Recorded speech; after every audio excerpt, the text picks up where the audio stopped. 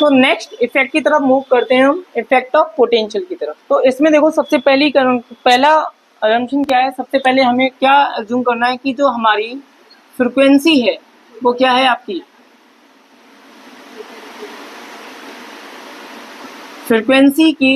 Frequency of light अभी भी हमने क्या रखी है, फिक्स्ड।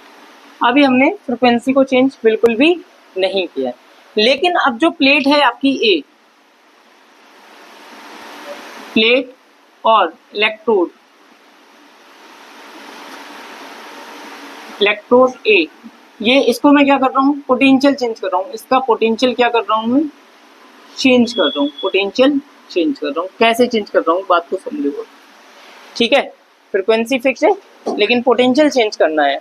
इंटेंसिटी सेम रहेगी, इंटेंसिटी जो पहले स्टडी करा था वही। ये कौन सी इंटेंसिटी थी, I1। ये कौन सी इंटेंसिटी है, I2। ये कौन सी इंटेंसिटी है, I3। तो इसका जो फर्स्ट इफेक्ट देखा था, फर्स्ट इफेक्ट हमने ऑब्जर्व किया था, उसका ग्राफ कैसा था, देखो इसका ग्राफ कुछ इस तरीके से था। यहाँ था फोटो करंट और यहाँ क्या था, इंटेंसिटी, है ना। तो इसका ग्राफ कैसा था आपका, स्ट्रेट लाइन। इसके करस्पॉन्डिंग ये क्या है आपका, I1। इसके करस्पॉन्डिंग ये क्या है आपका, I2। और इसके करस्पॉन्डिंग ये क्या है आपकी, I3। ठीक है, और ये हुआ I1, I2, I3। लेकिन अब करंट को I से डिफरेंशिएट करने के लिए मैं यहाँ small I1, small I2, small I3। आया समझ। अब सेकंड इफेक्ट को समझते हैं हम, इफेक्ट ऑफ पोटेंशियल को, सॉरी इफेक्ट ऑफ पोटेंशियल। तो इफेक्ट ऑफ पोटेंशियल क्या है, अभी तक मैं जो एनोड प्लेट आपको दिख रही है, इलेक्ट्रोड ए दिख रहा है, यहाँ पर मैं अभी भी कोई भी चार्ज प्रोवाइड नहीं कर रहा था। क्लियर हुआ। अब समझो, यहाँ पर 50 वॉट, अभी मैंने कितने वॉट ले रखा है, 50 वॉट। मतलब जो मेरी लाइट है, लाइट सोर्स है, उसकी इंटेंसिटी कितनी है, I1। इंटेंसिटी कितनी है, I1। अब यहाँ से एक ग्राफ हमें मेजर करना है। एक ग्राफ ड्रॉ होता है कुछ इस तरीके से। किस किस के बिटवीन ग्राफ है वो समझ लेते हैं। यहाँ पर है आपका पॉजिटिव पोटेंशियल, और यहाँ क्या है आपका नेगेटिव पोटेंशियल। पॉजिटिव पोटेंशियल को हम बोलते हैं एक्सीलरेटिंग पोटेंशियल। क्यों बोलते हैं अभी समझ में आ जाएगा। और यहाँ बोलते हैं हम रिटार्डिंग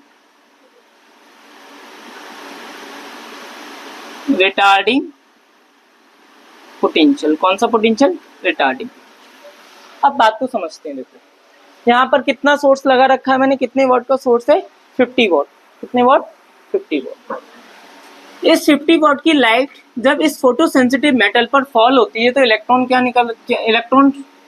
करते हैं, यहाँ से स्केप आउट होना स्टार्ट हो जाते हैं, जो कहाँ पहुंच रहे हैं, एनोड तक पहुंच रहे हैं। तो यानी कि जब इसके पास कैसा पोटेंशियल था, जीरो पोटेंशियल था। कैसा पोटेंशियल, जीरो पोटेंशियल। तो कुछ अमाउंट ऑफ करंट फ्लो हो रहा था। लेट सपोज इतना अमाउंट ऑफ करंट फ्लो हो रहा है। ठीक है, अब मैं क्या कर रहा हूं, इस कम्यूटेटर को रोटेट किया और इसको कैसा चार्ज देना स्टार्ट कर दिया, पॉजिटिव। कैसा चार्ज देना स्टार्ट किया, पॉजिटिव। अब मैं इसको पॉजिटिव चार्ज देना स्टार्ट कर रहा हूँ। बात को समझना, देखो यहाँ पहले चार्ज कितना था, 0। अब कैसा चार्ज हो गया, पॉजिटिव। यहाँ से जो इलेक्ट्रॉन निकल रहे हैं फोटो सेंसिटिव मेटल पे, तो इलेक्ट्रॉन एक्सीलरेट होना स्टार्ट हो जाएंगे। भाई पहले अगर वेलोसिटी 1 मीटर पर सेकंड से मूव कर रहे थे सी से ए की तरफ, तो अब इनकी वेलोसिटी क्या हो जाएगी, इंक्रीज हो जाएगी। क्योंकि इलेक्ट्रॉन है, इलेक्ट्रॉन के पास नेगेटिव चार्ज होता है और मैंने यहाँ कैसा चार्ज प्रोवाइड कर रखा है एनोड के पास, पॉजिटिव चार्ज। तो ये पॉजिटिव, ये नेगेटिव, एक्सीलरेशन स्टार्ट हो जाएगा, ये अट्रैक्ट होना स्टार्ट हो जाएंगे, है ना। तो जब इलेक्ट्रॉन अट्रैक्ट होना स्टार्ट हो रहे हैं तो एक्सीलरेटेड हो रहे हैं, इलेक्ट्रॉन्स क्या हो रहे हैं, एक्सीलरेटेड हो रहे हैं। इसलिए जो मैं पॉजिटिव पोटेंशियल यहाँ पर प्रोवाइड कर रहा हूँ इसको क्या बोलते हैं, एक्सीलरेटिंग पोटेंशियल। बात समझ में आ गई कि हम एक्सीलरेटिंग पोटेंशियल क्यों बोल रहे हैं, क्योंकि जब मैं एनोड पर पॉजिटिव चार्ज दे रहा हूँ तो इलेक्ट्रॉन्स क्या हो जा रहे हैं, एक्सीलरेट हो जा रहे हैं, इसलिए हम इसको बोल रहे हैं एक्सीलरेटिंग पोटेंशियल। अब बात को समझना, यहाँ पर लेट सपोज मैंने 1 वोल्ट पोटेंशियल दिया, ठीक है। कैसा पॉजिटिव पोटेंशियल, पॉजिटिव, वो भी कितना, 1 वोल्ट। तो पॉजिटिव जब पोटेंशियल में दूंगा तो इलेक्ट्रॉन एक्सीलरेट होना स्टार्ट हो जाएंगे।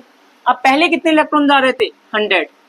50 वॉट का जब मैंने पहले इस वाले डायग्राम को स्टडी कर रहा था, इस वाले फिगर को, इस वाले इफेक्ट ऑफ इंटेंसिटी जब मैं स्टडी कर रहा था तो क्या हो रहा था, इलेक्ट्रॉन स्केप आउट हो रहे थे, कितने एज्यूम किए थे मैंने, लेट सपोज 100, ठीक है।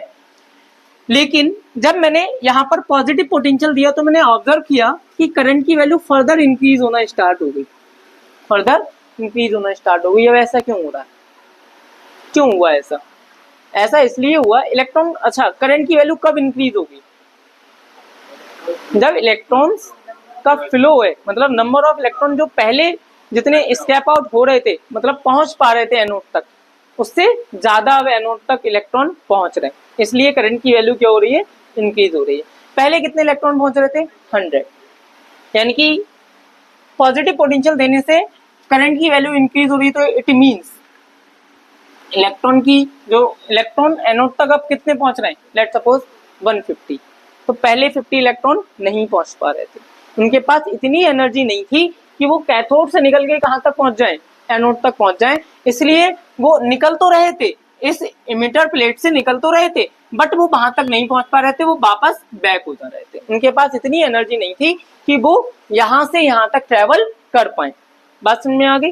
तो मैंने क्या किया, यहाँ पे पॉजिटिव चार्ज दे दिया, पॉजिटिव चार्ज दे दिया तो इलेक्ट्रॉन को क्या मिला, एक एक्सीलरेशन मिला, एक पॉजिटिव एनर्जी मिली, जिसकी वजह से इलेक्ट्रॉन अट्रैक्ट होना स्टार्ट हो गए। पहले कितने जा रहे थे, 100, अब वो कितने होने लगे, 150। बात समझ में आ गई? तो करंट की वैल्यू क्या होना स्टार्ट हुई, इंक्रीज होना स्टार्ट हुई।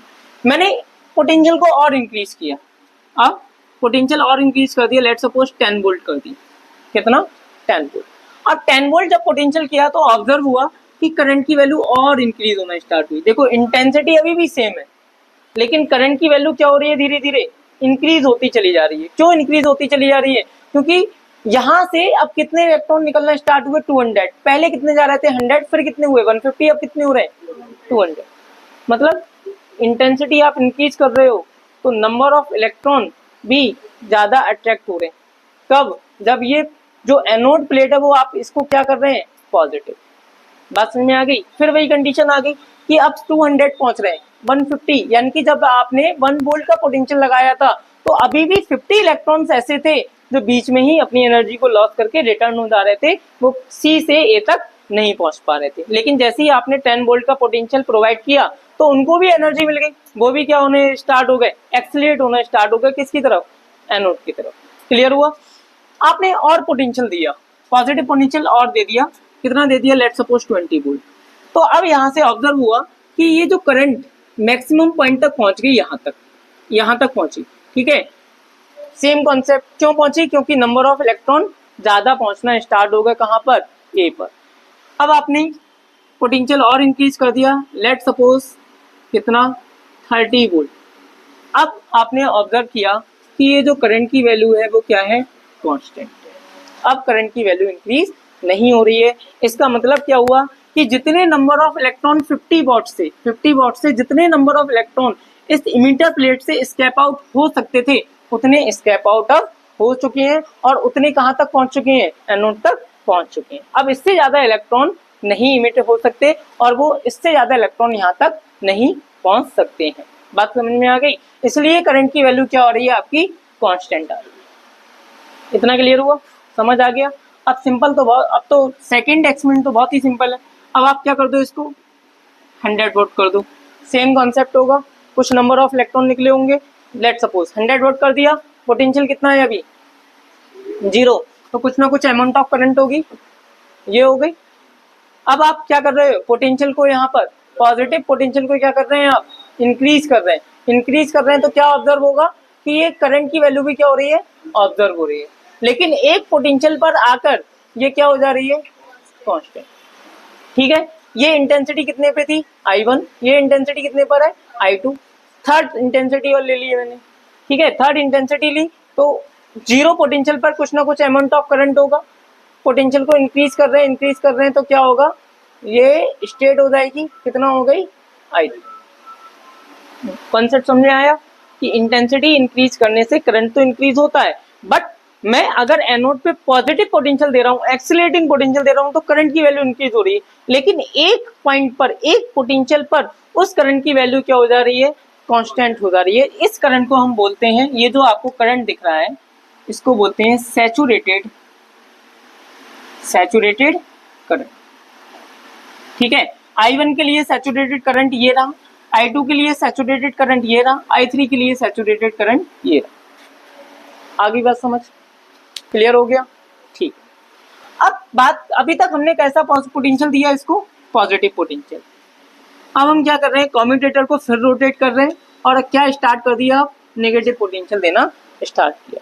कैसा पोटेंशियल, नेगेटिव पोटेंशियल। अब बात को समझना, यहां से इलेक्ट्रॉन स्केप आउट हो रहे थे, कितने वाट पर, 50 वाट पर। एक एक करके बात करेंगे, 50, 100, 200। ठीक है, 50 वाट पर इलेक्ट्रॉन स्केप आउट हो रहे, कितने जा रहे थे, मैक्सिमम कितने इलेक्ट्रॉन थे, 200। कितने इलेक्ट्रॉन थे, 200, जो 50 वाट से कैथोड से एनोड तक पहुंच रहे थे। अब आपने नेगेटिव पोटेंशियल देना स्टार्ट किया। नेगेटिव पोटेंशियल जब आप देना स्टार्ट करोगे तो क्या होगा, इलेक्ट्रॉन को, यहाँ भी ये कैसी प्लेट हो गई, नेगेटिव, और इलेक्ट्रॉन के पास भी कैसा चार्ज होता है, नेगेटिव। नेगेटिव नेगेटिव क्या करना स्टार्ट कर देंगे, रिपल्शन करना स्टार्ट कर देंगे। जब ये रिपल्शन करना स्टार्ट कर देंगे तो धीरे धीरे नंबर ऑफ इलेक्ट्रॉन डिक्रीज होना स्टार्ट हो जाएंगे। जो सी से कहाँ तक पहुंच रहे हैं, ए तक डिक्रीज होना स्टार्ट हुए। जब नंबर ऑफ इलेक्ट्रॉन इमिटेड पर सेकेंड डिक्रीज हो रहे हैं, ठीक है, जो सी तक पहुंच रहे हैं, सॉरी ए तक पहुंच रहे हैं, वो डिक्रीज होना स्टार्ट हो रहे हैं, तो करंट की वैल्यू भी डिक्रीज होना स्टार्ट होगी। अब करंट की वैल्यू डिक्रीज होना स्टार्ट हुई, देखो सेम पाथ पर, कहाँ पहुंच गई, 0 पर। कहाँ पर, 0।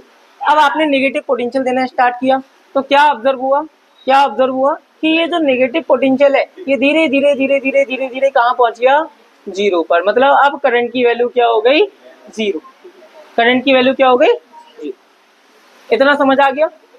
ठीक है, दूसरा देखो, 50 वाट, अब कितने वाट की बात कर रहे हैं, 100 वाट। इसको हटा दो, इंटेंसिटी इंक्रीज हो गई, क्लियर।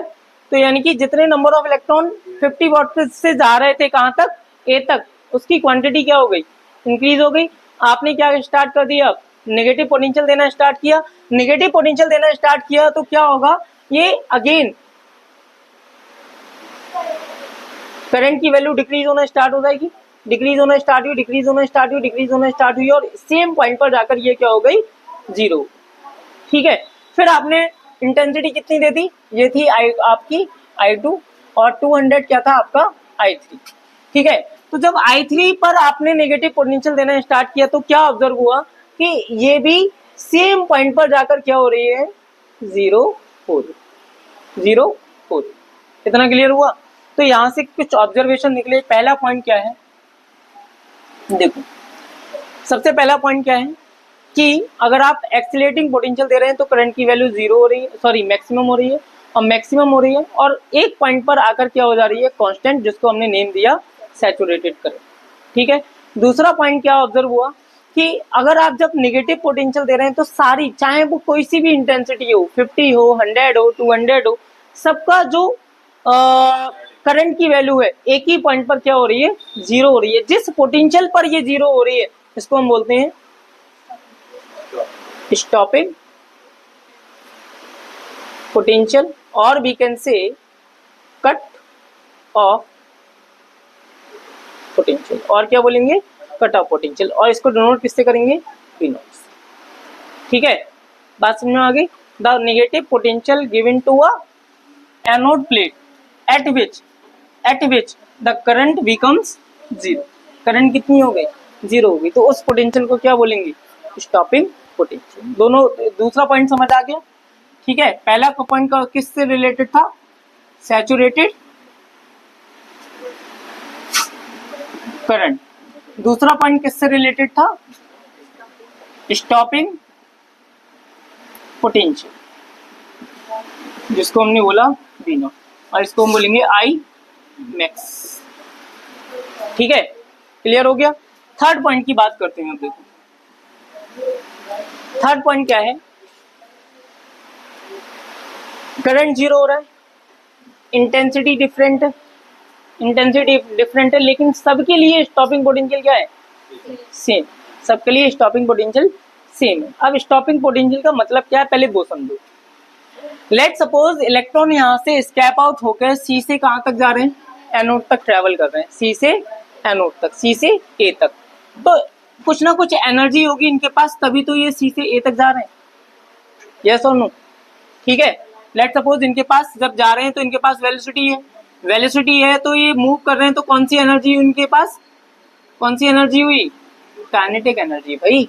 कोई भी इलेक्ट्रॉन से, इलेक्ट्रॉन के पास मास है और मूव कर रहे हैं तो कौन सी एनर्जी हो गई, काइनेटिक एनर्जी। अब ये काइनेटिक एनर्जी से कहां मूव ट्रेवल कर रहे हैं, सी से ए तक, कैथोड से एनोड तक। मैं क्या कर रहा हूँ यहाँ पर नेगेटिव पोटेंशियल दे रहा हूँ। नेगेटिव पोटेंशियल देने का मतलब क्या है कि जितने एनर्जी से ये आ रहे हैं उतनी एनर्जी मैं इनको अपोजिट डायरेक्शन में प्रोवाइड कर रहा हूँ, है ना, बात समझ में आ रही है। तो इसका मतलब क्या हुआ कि इलेक्ट्रॉन की यहाँ से मैं क्या कैलकुलेट कर सकता हूँ, एनर्जी कैलकुलेट कर सकता हूँ। क्लियर हुआ, जितनी स्पीड से आ रहे हैं उतनी मैंने अपोजिट स्पीड दे दी तो मुझे इलेक्ट्रॉन की क्या पता चल जाएगी, स्पीड पता चल जाएगी। लेट सपोज आपके पास एक साइकिल आ रही है, उधर से ट्रेवल होती है, ठीक है, कुछ कोई भी स्पीड है उसकी, आपने क्या करा, उस पर फोर्स अप्लाइड कराया, वो वहीं के वहीं क्या हो गई, स्टॉप हो गई।